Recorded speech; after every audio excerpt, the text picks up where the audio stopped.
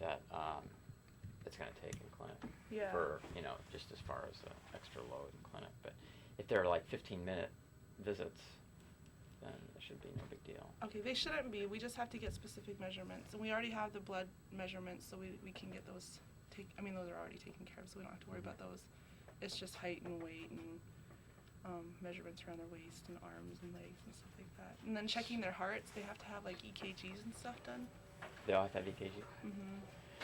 Well, so a lot of that can be done without actually even having anybody involved. As long as there's we can just do one single standing order sort of for all of them to have that stuff done. And okay. So as far as what needs to be done by a provider in an office, there's not much. Okay. Right?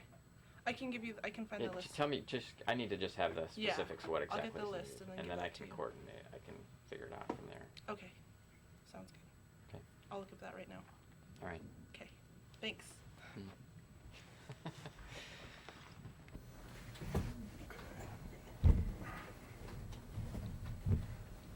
Alright, first thing we need is, I just bumped this, didn't I? I moved a think little. so. Yeah, you did with your camera, with your chair right there.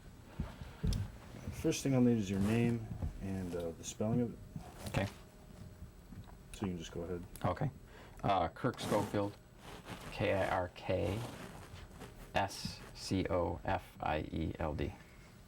And before that would be Dr. Dr. I guess. Sure. And on the title underneath, what would be, I guess, your description of your interaction with Here? With patients? I'm just I'm kind of the physician liaison for the camp department. So I'm just the person that's identified as the person in the medical staff that works primarily with the camp department. It's actually officially 1/5 of my job. The rest of it is just regular, providing medical care along with the rest of the medical staff. At the hospital? Mm-hmm. Okay. So how, and maybe you could just kind of describe a little bit of the things, the type of services that you provide, what you do in conjunction with camp here. Well, probably the main thing is I work with Rita Binford, the nurse manager, to provide care to a lot of the diabetic patients. I see, a significant percentage of the actual diabetic patients that we have in the region, and then and we work sort of on a disease management sort of model where it's a multidisciplinary approach to caring for these patients, and that would include the dietitian and Rita, who's there's a lot of numbers and that sort of thing that need to be followed with all these patients. A lot of interaction and correspondence, and she takes care of most of that. And then I see the patients in clinic, as well as the rest of the medical staff does too. But and then that's just kind of how we keep track of them. Make sure that things are up to date. They get their lipids checked when they're supposed to, and nothing. Those sort of things don't fall through the cracks. And then in addition to that, we work on developing programs that are involved in dealing with those patients, both pre-diabetic patients and diabetic patients, and other patients just with lipid disorders and other chronic medical problems that all are related to cardiovascular disease, which is really what diabetes is all about. Cardiovascular, that's heart, right? Well, heart, actually I should say vascular disease, heart, strokes, kidney failure, and it's all related, high blood pressure, high cholesterol, it's all related together. Okay, so you're mentioning lipids. Mm-hmm. What exactly is that? Well, actually maybe I should take a step back and say that that there are, cardiovascular disease or vascular disease is a major problem throughout all the United States, and is becoming more of a problem in the native population as well. it actually accounts for a significant amount of the morbidity and mortality in people, and is going to account for more and more of it over the next 20 or 30 years probably. And there's really four main things that are modifiable that contribute to the development of cardiovascular disease. And those are smoking, high blood pressure, high cholesterol, and diabetes or high blood sugar. So managing just one of those things doesn't really make sense because it's a global problem, and as far as those four entities, and so we want to really address all four of them, and that's what our program is all about. And so on camera here, how long have you been involved with this program? Well, I've actually been working with the camp department for about 3 years. Okay. And was that, or what is your specialty? Do you have any? I'm family practice. Family practice. Mhm. Okay. But you, I guess, studied into this kind of thing? Well, up in a place like this, actually, you know, it just, because we're isolated and there's only so many of us, we tend to be generalists. But then, especially when it comes to taking care of certain disease entities that in other places in the country you'd have a specialist that was involved a little bit more closely, we tend to just focus a little bit of our energies in that area and learn a little bit more about it. And then we still work with specialists, but it's not, you know, a lot of it's over the phone, or a specialist might see that patient, you know, only intermittently. So that's kind of how it works here.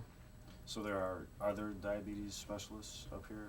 No, there are not any in Nome.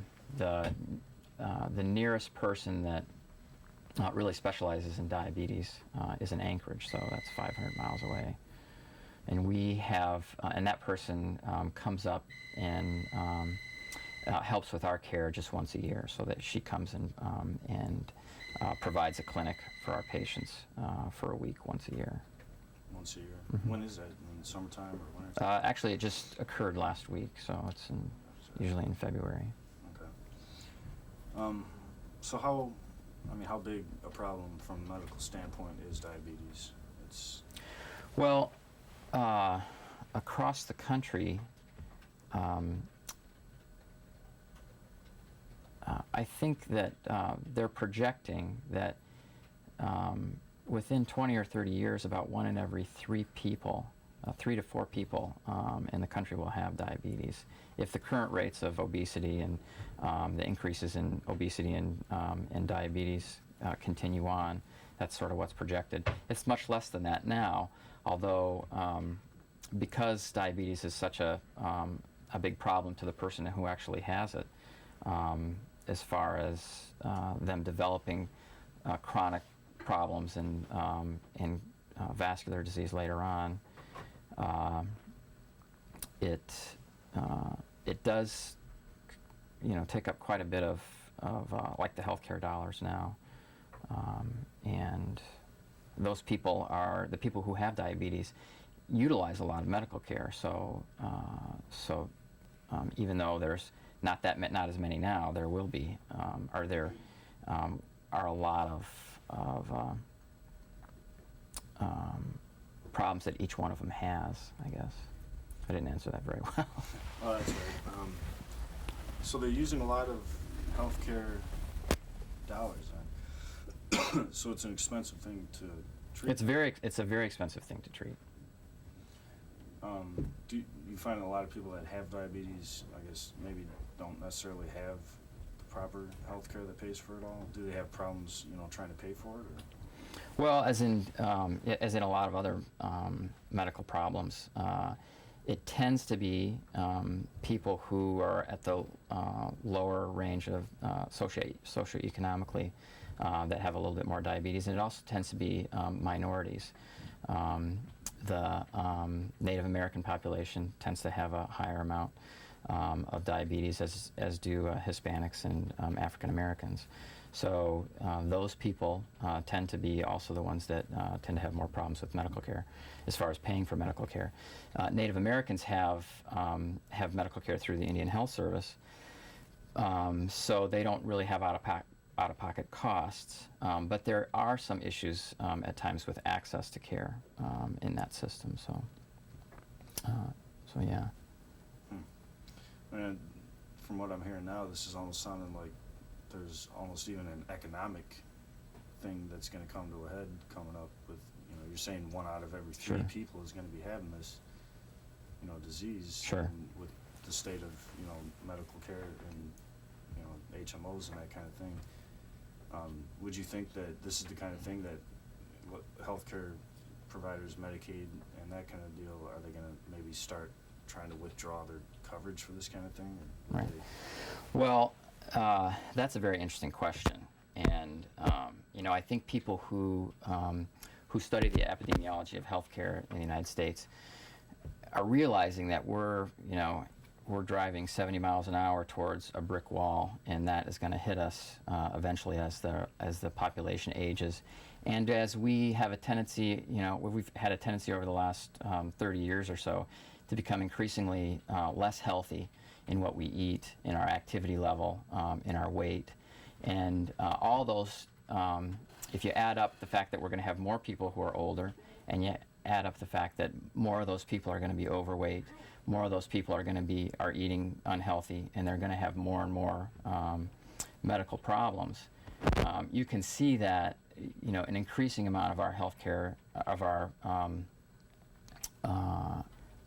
gross domestic product, is going to be spent on healthcare, and it's going to get to a point at some point where it's simply not affordable. I mean, our economy just will not be able to pay for the care of all these patients that have chronic diseases. So I think one of the things that really needs to be done to address that is to take a step back and look at how we've sort of industrialized health in the United States, and take a step back from that and try to address teaching people to actually be their first healthcare provider, to teach them how to be healthy themselves, how to take care of themselves. We call it self-care. So starting off at an early age, even as a child, to learn to eat properly, to learn to exercise properly, to learn ways to manage stress. All those things are related to these chronic diseases that over a lifetime can develop and end up with heart attacks, strokes, kidney failure, all those things that end up being really expensive later on. We can't afford to keep paying for those things once they're there. And so I think purely from an economic point of view, we're going to have to start dealing with those things before they arise. And that's going to mean people learning to take responsibility for keeping themselves healthy. And that's not just a matter of economics either, because when you have a chronic disease, when you're morbidly obese, it also seriously affects your quality of life. It's just that I don't think there are enough voices out there that can compete with advertisements on TV for sugary cereals, or changes in lifestyle that are where a person doesn't have to exercise regularly in their daily life in order to get by. For example, they're not walking behind a plow. There aren't enough voices to overcome all these social changes that have happened in our society at this point, and I think we really need to work on that more and more. And that's one of the number of things I think that has to be done in order to prevent what would otherwise be a huge health crisis coming in the mid-century this year, or this century. Century. The sugary cereals. I think I heard somewhere a while back that it's actually good for children to have a little bit of sugar in the morning because it maybe makes their brain work a little faster, and so they learn something. Is that erroneous? Or? Well, I've never heard that before, actually. I think there have been, I think there is some connection between having a lot of sugar and problems with activity and attention.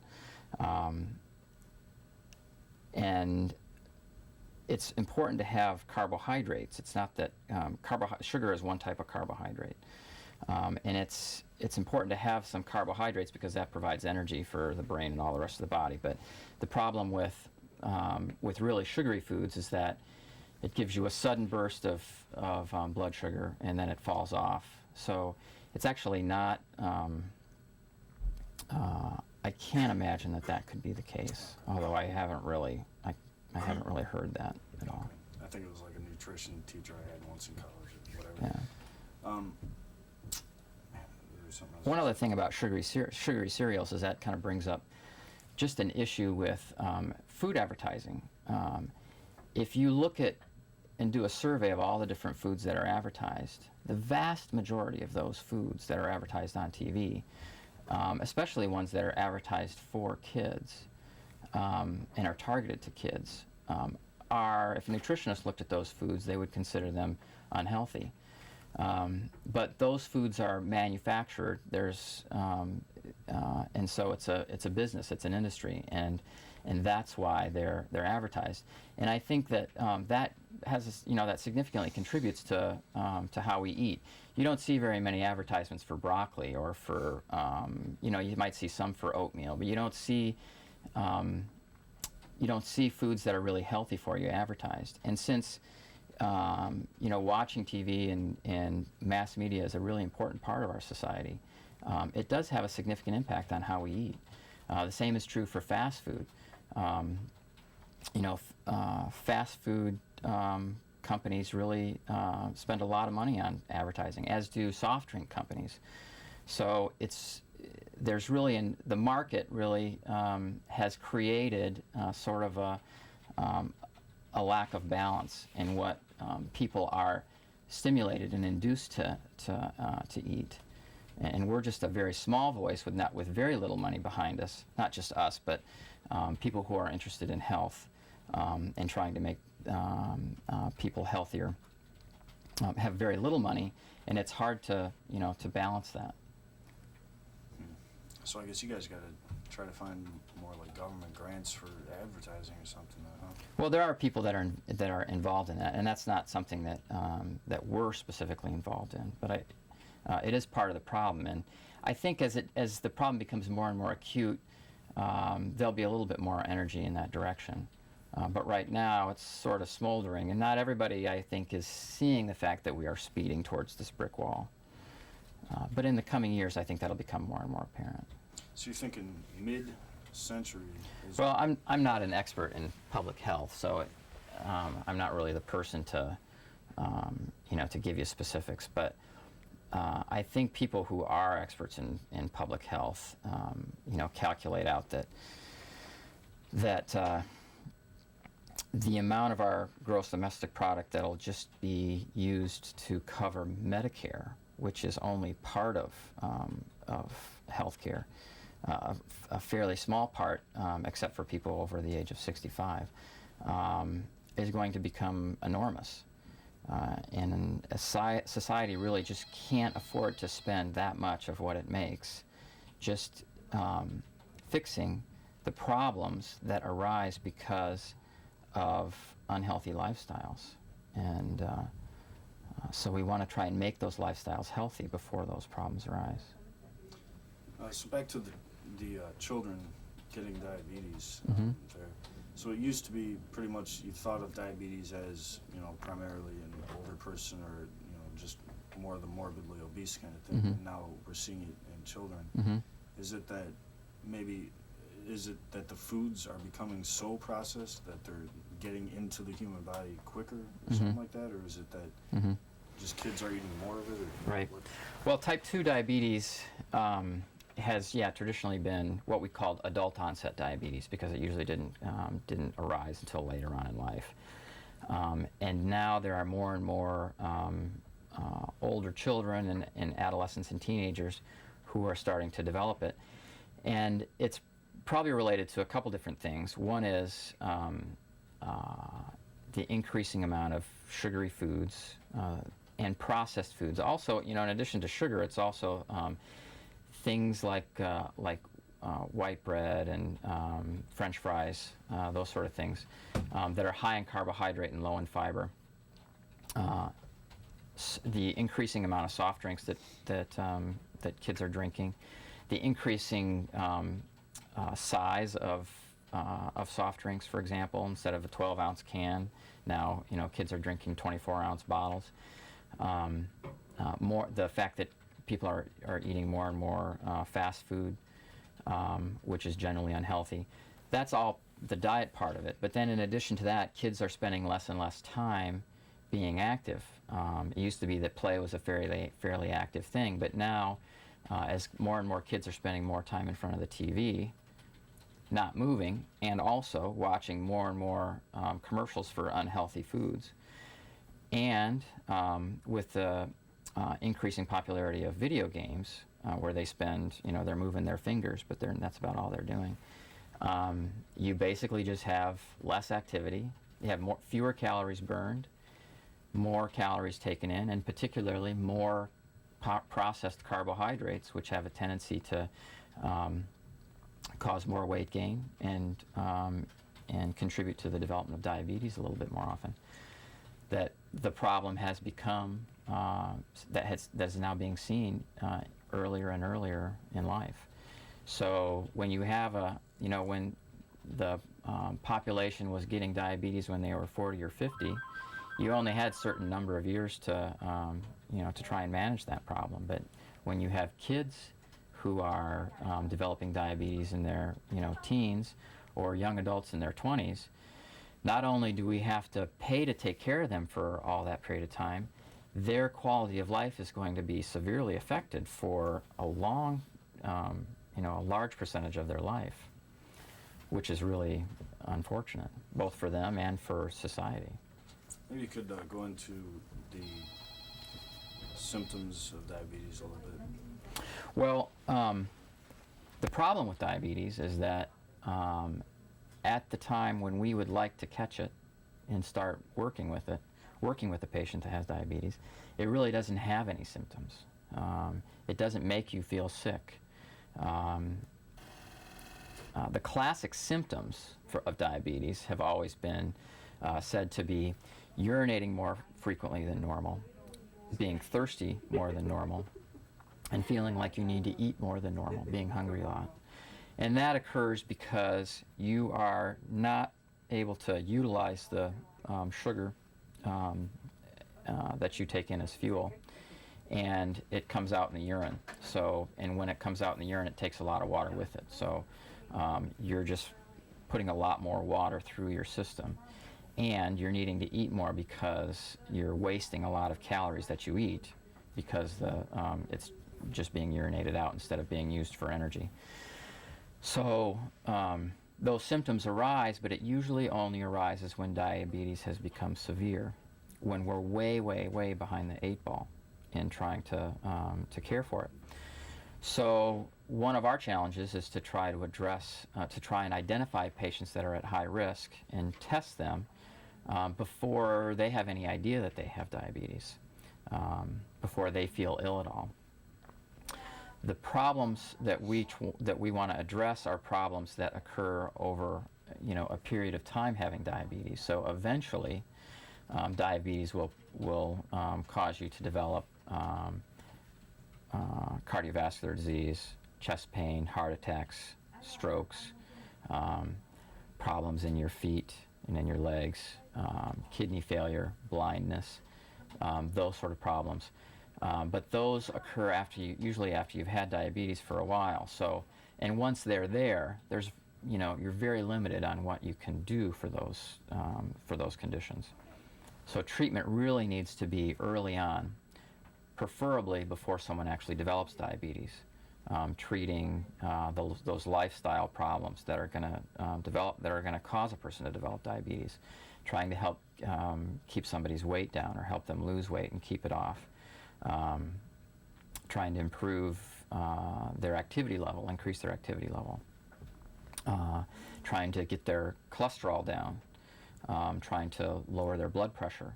But none of those problems really have significant symptoms that go along with them. So diabetes isn't like a virus or a bacteria or something like that?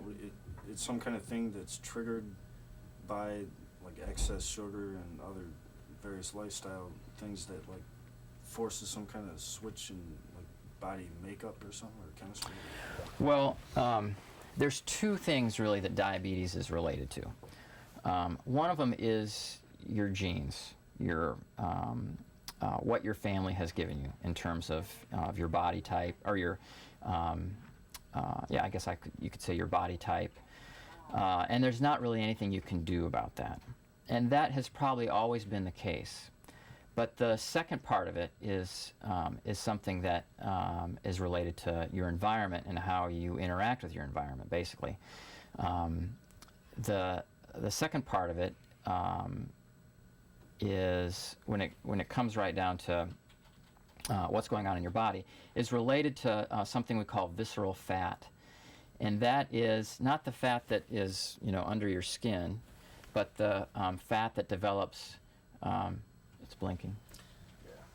It's either 5 minutes left on the tape or battery.